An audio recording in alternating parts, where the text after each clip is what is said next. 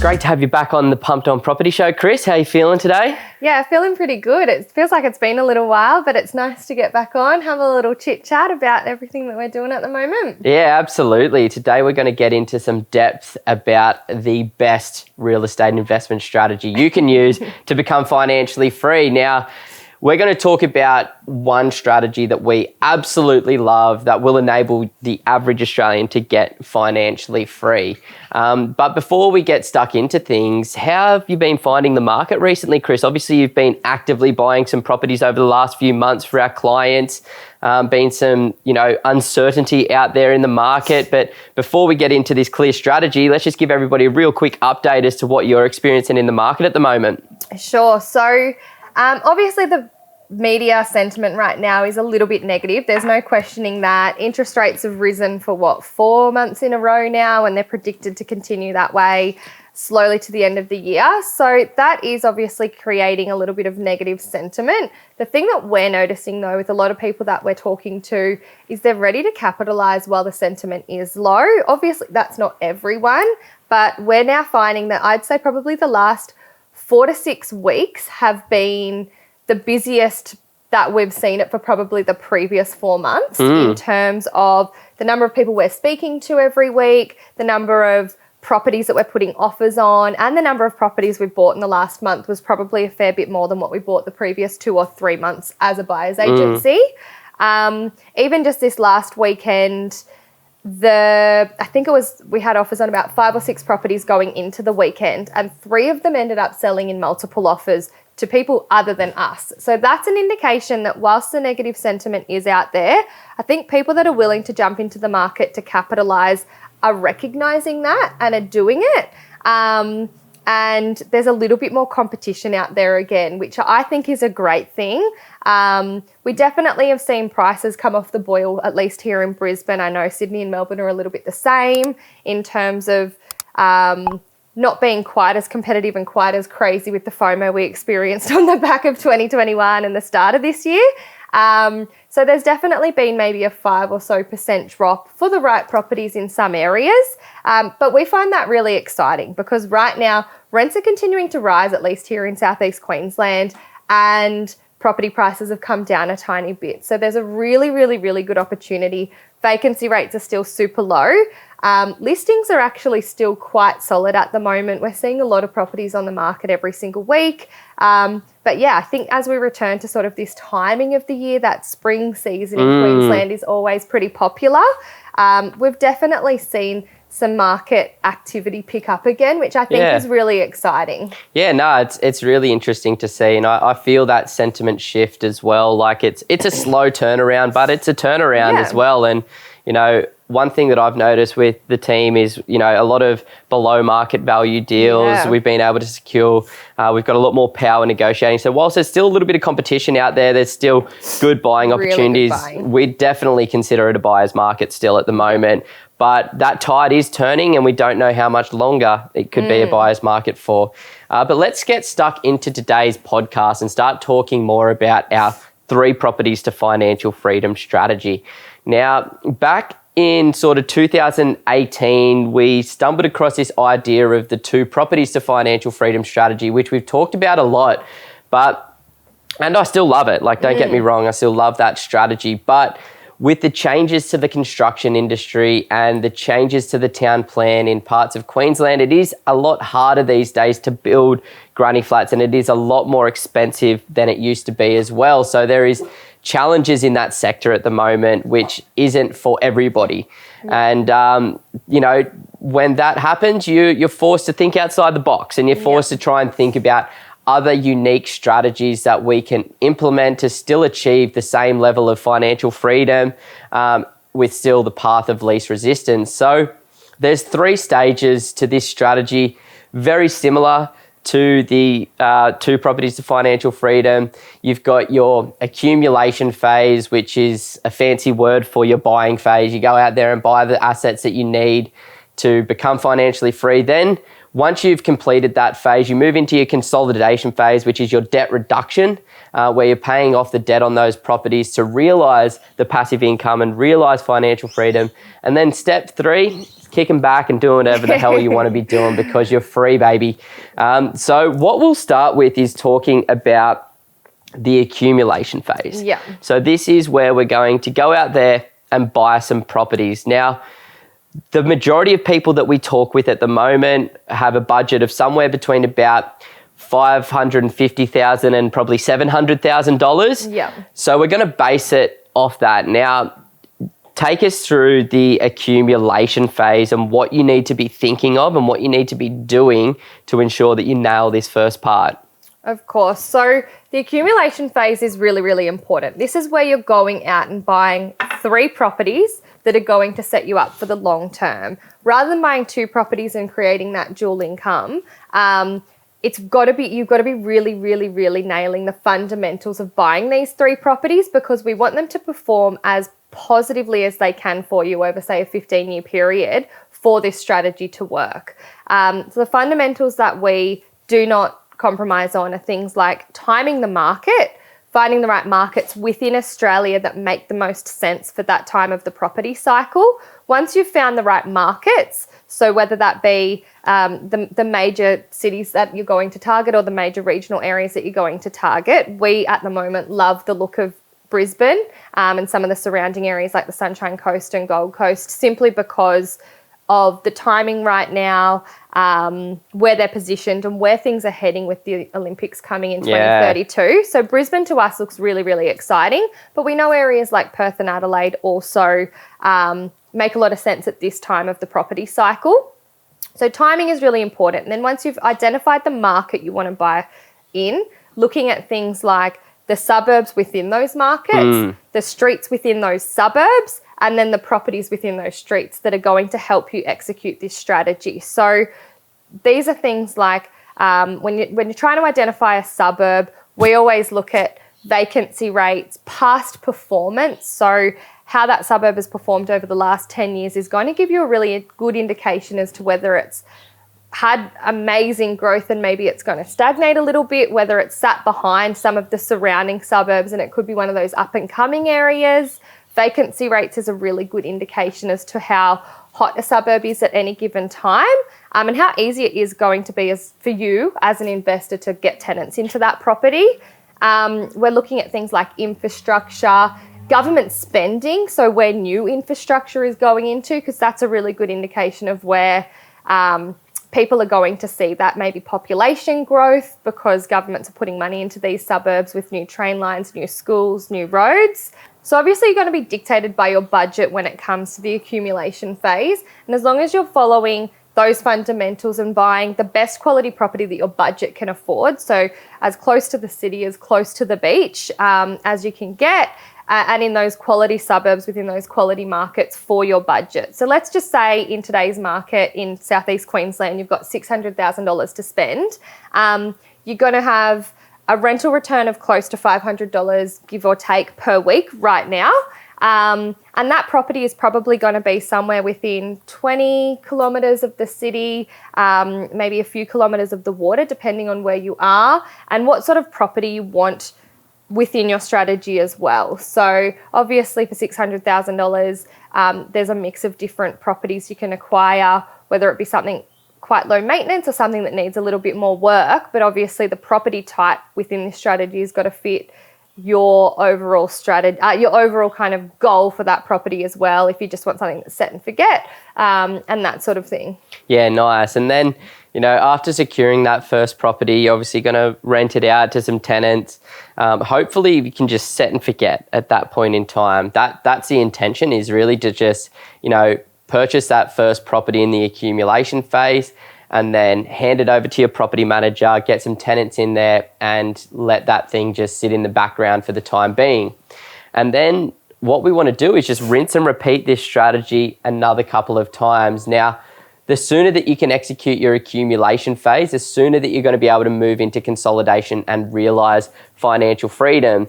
But unfortunately, not everybody can afford to buy a $600,000 house every single year. It does take time. So we've seen some people that have executed this 3-property strategy accumulation phase in 1 year. We've seen other people where it's taken them 5 or 6 years to finish the accumulation phase. So it really depends on your personal risk profile, your personal financial situation, as to how quickly you're going to be able to do that.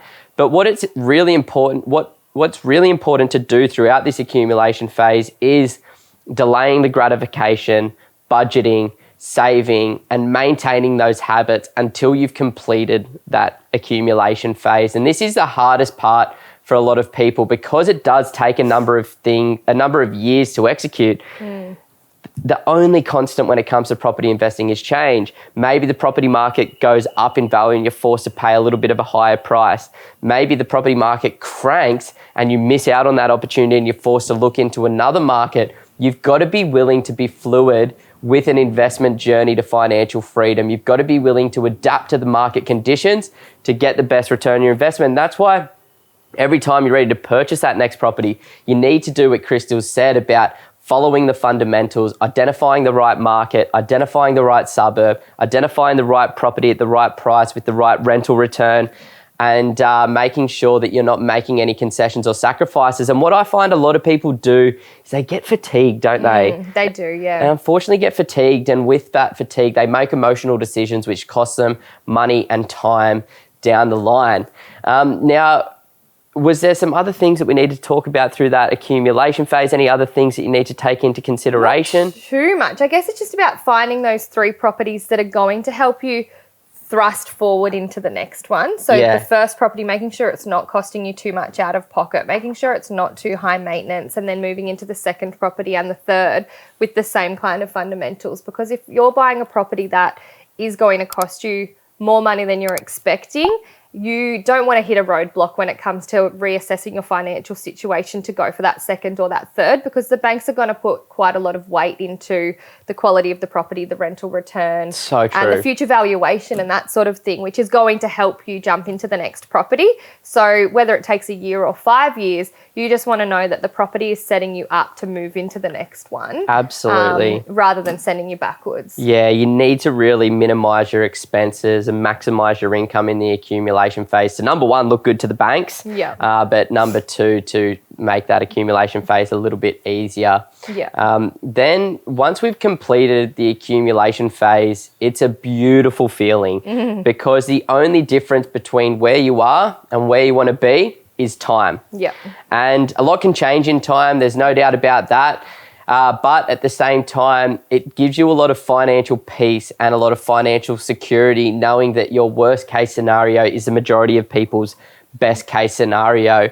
And this is something that I want to talk to a little bit as well, because you sort of finish your accumulation phase, but then once you're in the consolidation, realize that you needed to make a couple of changes and, have obviously implemented that. So do you want to talk about your journey from that accumulation phase and what you've actually been able to do and the choices that you've been able to have because of being a property investor?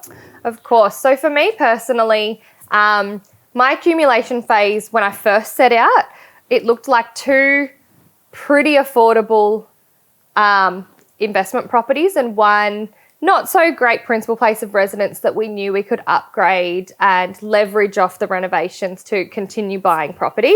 Over time though, as our financial situation changed, so did our goals. So our financial situation got better than it was when we first started buying properties. So we did decide to renovate, flip and sell a property to replace that with a higher quality investment rather than holding onto something that was too high maintenance. And we also upgraded our principal place of residence because through the properties that we'd held, they'd gone up in enough value that we looked really good to the banks. Our income had changed and things like that, that we were in a position to sub out our principal place of residence for a higher quality principal place of residence that also has a higher value today with a similar debt position. So, and hadn't have you bought those properties, you would have been stuck between a rock and a hard place without those choices. So I think what I want to get at here is after that accumulation phase, you have choices already. You may not be financially free, but you've definitely got a bit more financial independence and way more choices, hey? Yeah, exactly right. So at the end of the day, we're still holding 3 properties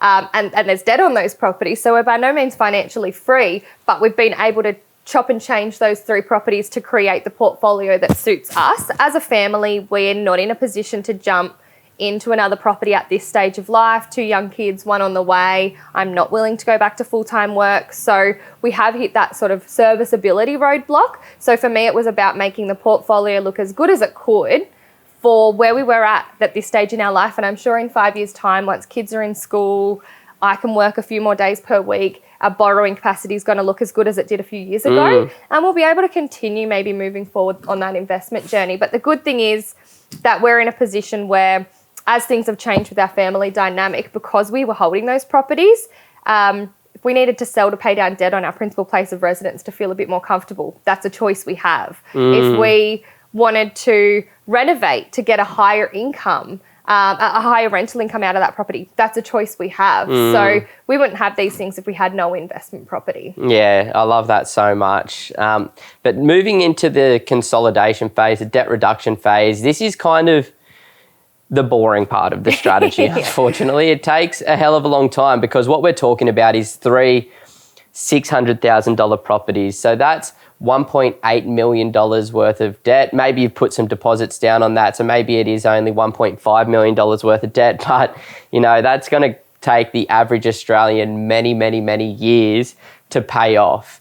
So there's some different strategies that you can implement. Now, this is by no means financial advice. I'm not an accountant. I'm not a financial advisor. These are just some of the tools and tricks that we're personally using during our consolidation phases to try and speed up that consolidation phase, because as I said, once you've finished accumulation, the only difference between where you are and where you want to be is time. And that's your choice to either speed that up or slow that down. You can be very, very aggressive during your consolidation phase to try and make it a reality as quick as possible. Or you can just kick back, put those properties on principal and interest, and in 30 years' time, you'll own them outright and you'll be financially free. So it'll depend on your stage of life. It'll depend on your income and your job. It'll depend on how much spare income you do have at the end of the day. But what I will personally do once I'm ready to begin my consolidation phase. Now, I've accumulated the assets that I need for financial freedom, but I need to still spend some money on those properties, knocking them down and rebuilding. So my belief is that I haven't really begun that consolidation phase until I've finished the projects themselves. Yeah. But what I'll do is I'll definitely put every single investment property on principal and interest, because then I'll be forced to pay down a little bit of the principal. And then that means worst case scenario, 30 years from now, I will be financially free. Yeah. Now, another thing that I will do is use the surplus rental income from those investment properties. Now, sometimes in the beginning, the properties may be negative cash flow, but over time they'll move to neutral cash flow, then they'll move to positive cash flow, then they'll be strong positive cash flow over time. So rather than taking that positive cash flow and increasing your lifestyle, we recommend delaying the gratification and using that surplus cash flow, that positive cash flow, to actually pay down the debt on the property. So as I said, it might cost you money for the first few years to hold those properties, but in time, they'll pay for themselves. Then they might go $20 per week positive cash flow, then $50 per week, then $100 per week, then $200 per week, then $300 per week. So it's going to compound in a positive direction. And it's once again just about delaying that gratification and using that surplus cash flow to pay down the debt to speed up that process. Now, another thing that I'll personally do at that phase, and what I would recommend to other people, is actually using some of your own savings. Because you're no longer necessarily saving to invest, you're going to have additional cash at the end of the day. So, maybe trying to put $100 per week per property against the debt on the property will obviously dramatically speed up the debt reduction phase of that one there.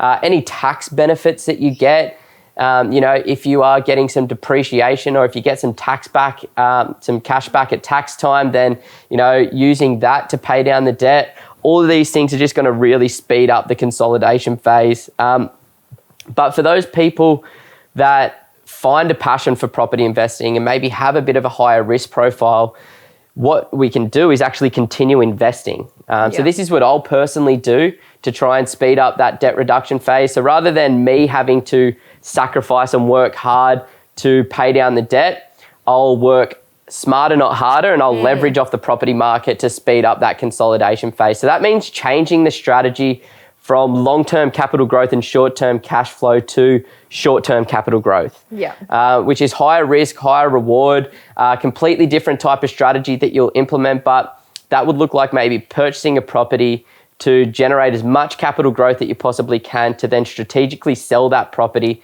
and use the capital growth to pay down the debt. Now, it could take people 30 years to pay down the debt. I think that's a little bit too long for the average Australian, and we want to speed that up.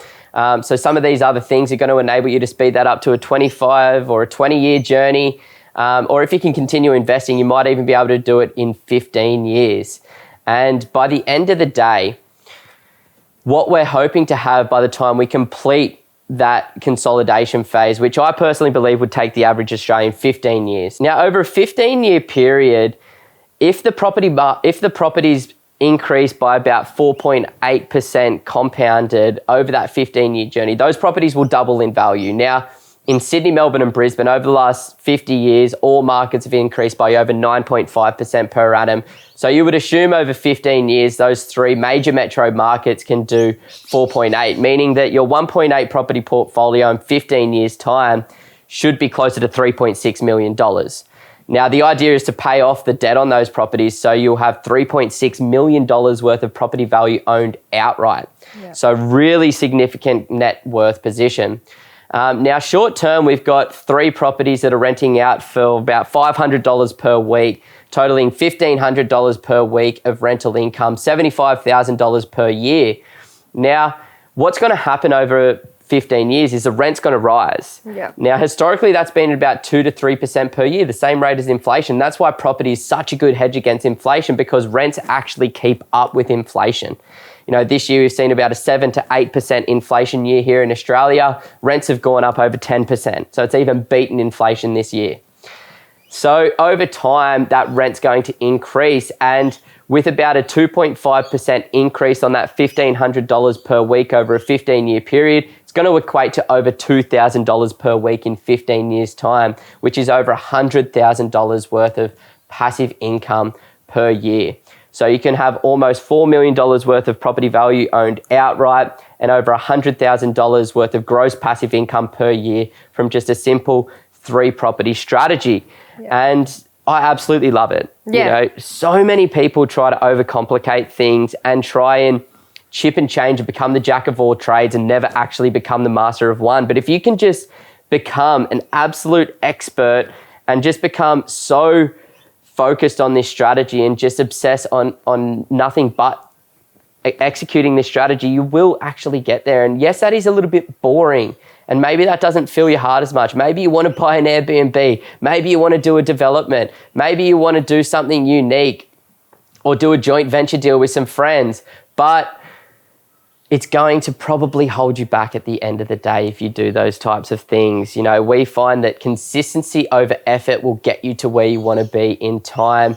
And, you know, following a clear path, a clear plan will enable you to realize financial freedom rather than just being a property investor that never actually gets there. The craziest thing that we saw, remember that Michael Matusik article that sort of broke down the percentages of investors here in Australia? You know, it was nuts. It's like, out of the 100% of properties in Australia, 20% of Australians own investment properties. Now, 30% of Australian properties equate to investment properties, 70% owner-occupied.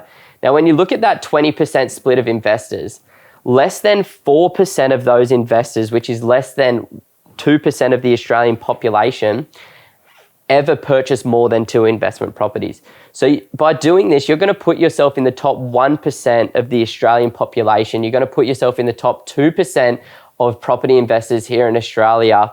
And it's just good to know that it's not common. No. It's really not common to do this type of stuff And that's why when I talk to people and they're like, I want to buy 10 properties, I want to do a lot of this stuff, I'm like, that is awesome. Congrats, and let's go out there and do it. But hey, have you thought about these different options? Because from my experience, I've noticed that not many people actually realize financial freedom, and I believe it's because people try and do too many different things throughout that journey. Yeah, most definitely. And I think what's important to note is that this strategy is not overly hard to achieve for an average income earner either. Like, we do work with people that have quite high incomes that can then chip away at this at a quicker pace because they've got good incomes that they can put aside. But a lot of the people that we talk to are sort of young families in Australia, anywhere between that kind of 30 and 40 years of age, and they're executing this all the time. We've done it ourselves, and it's not something that you need millions of dollars of income to support, and it isn't overly complicated. So you don't need to go out there and have more to be more. No. You can definitely have a small portfolio that serves its purpose, but also that helps you live a life that's in alignment with your values. So the reason that we do this is so that you can get to where you want to be sooner and have those choices. So if you want to start a business that's a bit of a passion project, if you want to travel more, if you're like me and want to spend more time with your kids and don't want to trade time at work, these are the reasons that we're doing this. And the path of least resistance is sort of this 3 properties to financial freedom strategy, so that we're not getting ahead of ourselves, biting off more than we can chew, and then realizing that 30 years from now we spent so much time invested in investing that we didn't get to the point of living our life to our true values. So Absolutely. It's like we just want to get to the point where enough is enough, that we can live the life that we want to live sooner. I couldn't agree more. You know, I think implementing a strategy that aligns with your lifestyle, your values and your goals is important, and actually having a really introspective look at yourself and those values and what it is that you want to achieve out of life, because you don't need millions of dollars every single year to live a really happy life. Like, what I find for myself at least is like most things that give me the most happiness are free. Yeah. So it's like, you know, to generate a 6-figure income via passive income through rental properties is going to give you many, many choices. You're going to be able to send your kids to better schools. You're going to be able to get the healthcare that you want and look after your family. You're going to be able to go on the nice holiday. You're going to be able to buy the nice things for yourself as well.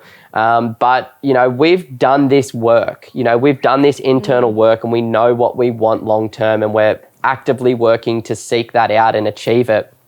But I find a lot of people don't do that work, and they're just kind of living the rat race. They're keeping up with the Joneses, which means constantly striving for more, constantly pushing the envelope a little bit further, and never actually being content or happy with where they're at. So to actually commit to something over the long term and to actually finish that, you know, is going to free up a lot. And the cool thing is throughout the journey of this investment strategy, you're going to learn a hell of a lot about property investing. Yep. You're going to learn a hell of a lot about yourself and financial independence, which is actually going to enable you to then become a good mentor and coach for people in your life, to become that community of like-minded people and teach other people to do this. Maybe you can pass the information on to your kids in the future and help them make better decisions at an earlier phase of life. And also, if you realize after executing this strategy that $100,000 isn't enough, you'll have the skill set and the blueprint that you need to take that further. Because if you can replace $100,000 per year of income, you can replace 150 or 200 or 300. You know, it's not rocket science. It's about commitment.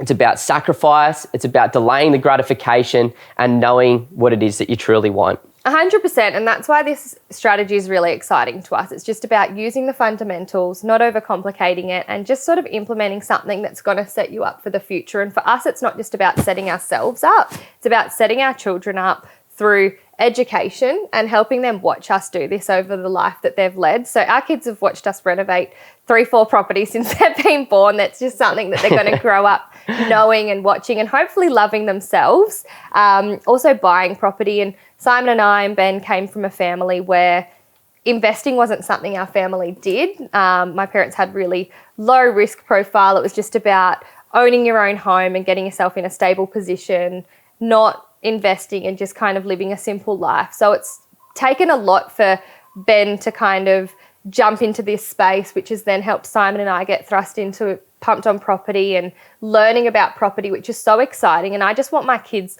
to know this is second nature. Yeah. I want to be able to hand them properties in the future that they can use to set themselves up, which we didn't have, but also just the knowledge that we can hopefully teach them over the next 20, 30 years of investing throughout their life so they can set their family up in the future as well. 100%. You know, it reminds me of that Jim Rohn quote that Ben talks about a lot. And it's like, don't become a millionaire to become a millionaire. Become a millionaire for the person that you have to become to be a millionaire. Yeah. And it's like the compound effect of that, the generational wealth that you can create, you know, the confidence that you can create and instill within yourself and within your kids.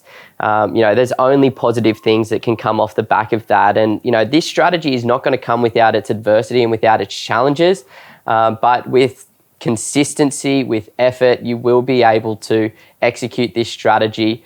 And I think it's really exciting to know that you can become financially independent with just a simple 3-property strategy, which, you know, takes a lot of the pressure off you if you've been thinking, I need to buy 10 properties to become financially free. So I really hope that you've got some value out of today's podcast, guys. If you want a different perspective to this type of strategy, go check out our video on the 2 properties to financial freedom strategy. Even less properties to achieve the same goal just requires a little bit more effort, a little bit more money, which isn't for everybody. But this is just a nice, simple strategy for everybody to implement. I think the most important thing that Crystal said is obviously just making sure that you nail those fundamentals during the accumulation phase and don't get too emotional about that and make any concessions or sacrifices, because if you're only going to buy 3 properties, you don't have any room for failure. You need them to be perfect. But thanks so much for tuning in today, guys, and thanks so much for listening to today's podcast. If you've got a friend out there that's spinning off the planet, not sure how the hell they're going to become financially free or where the hell they should start, then please share this video or podcast with them to give them a different perspective, different way about thinking about property investing. And if you would like to, feel free to reach out via our website, pumpedonproperty.com, and we can organise a bit of a discussion to expand on these different strategies. But either way, we wish you all the best of luck. Thank you so much. That's a wrap. That's a wrap. Getting cool, bro. Yeah. Oh, sweaty. So sweaty.